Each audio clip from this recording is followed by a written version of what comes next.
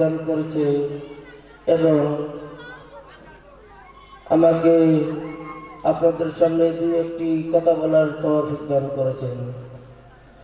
আর যে সকল ভাইরা আমরা রাস্তাঘাটে ঘোরাফেরা করছি, আমরা দয়া করে এসে এই মজলিসের সামনে আমরা বসে যাব।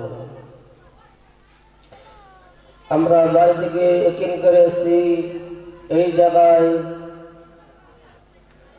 আল্লাহর কালাম পাক থেকে কথা হবে এবং নবী করিম সাল্লাল্লাহু আলাইহি সাল্লামের হাদিস থেকে কথা হবে।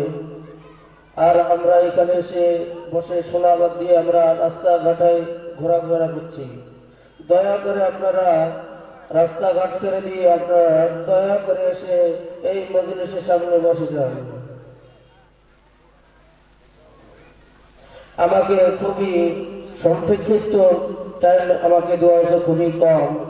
এই কম টাইমের মধ্যে আমি যেতটুকু পারি আপনাদেরকে আমি আল্লাহ পাক রব্বুল আলামিনের কালাম পাক থেকে আমি কিছু কথা আপনাদেরকে শোনাতে আমি চাই। আল্লাহ পাক রব্বুল আলামিন আমাকে বলার তৌফিক দান করুক। ওমা তৌফিক ইল্লা বিল্লাহ।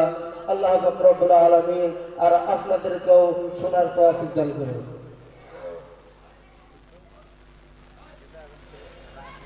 আল্লাহ পাক রব্বুল আলামিন কালাম পাকের মধ্যে বললেন, হাল আতা আলাল ইনসানি হিনুম মিনাত দাহরি লাম ইয়াকুন শাইয়্যান মাযকুরা। আল্লাহ পাক রব্বুল আলামিন বললেন,